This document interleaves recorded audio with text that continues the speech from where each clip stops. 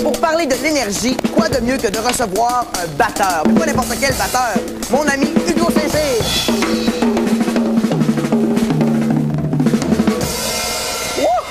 C'est beau, Hugo! Écoute, Hugo, tout le monde sait que t'es comédien, mais c'est pas tout le monde qui sait que t'es batteur.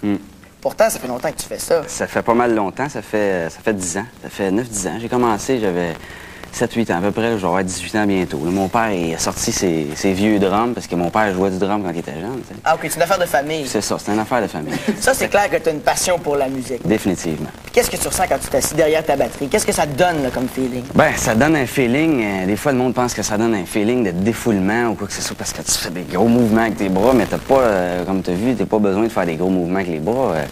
Moi, c'est un feeling d'énergie, mais c'est un sentiment, c'est une émotion énergique. Là, je m'exprime. Là, c'est ça qui est cool. Est-ce que tu sens tes frustrations des fois dans ça ou des choses comme ça? Ouais, les frustrations peuvent sortir, mais des fois, quand tu es frustré, tu essaies de jouer, puis ça joue pas bien. T'sais. Fait que dans ce temps-là, tu t'approches plus qu'autre chose. J'aime pas ça t'approcher. Dans ce temps-là, j'arrête de jouer. Et ça prend quand même de la technique. C'est quoi les qualités d'un bon batteur? Ah, un bon batteur, faut qu'il garde la pulsation, mais en plus de garder la pulsation, faut qu'il tire la bande, faut qu'il tire la pulsation, faut qu'il devance un petit peu tout le temps pour tirer, mais sans augmenter, sans accélérer, tu sais.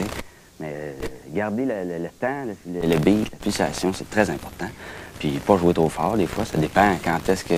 La lecture, c'est important, la lecture, tu sais. La théorie aussi, c'est important. Oui, être capable de lire une partition, parce que tu peux arriver 15-20 musiciens, puis on n'a jamais joué ensemble, on a des partitions, ça rentre. C'est super. Puis pour tu te bases sur, j'imagine, des idoles pour ça. Ah oui, certain. T'en as un en particulier. Ah, j'en ai un en particulier. Un bon Québécois vient de chez nous, Guy Nadon, qui est un Montréalais qui joue du jazz depuis les années 40, là, depuis qu'il est tout petit. Là. Moi, je l'ai vu à un moment donné, il jouait sur un plateau d'argent avec un cintre, puis il faisait une trompette des années 30 avec sa bouche.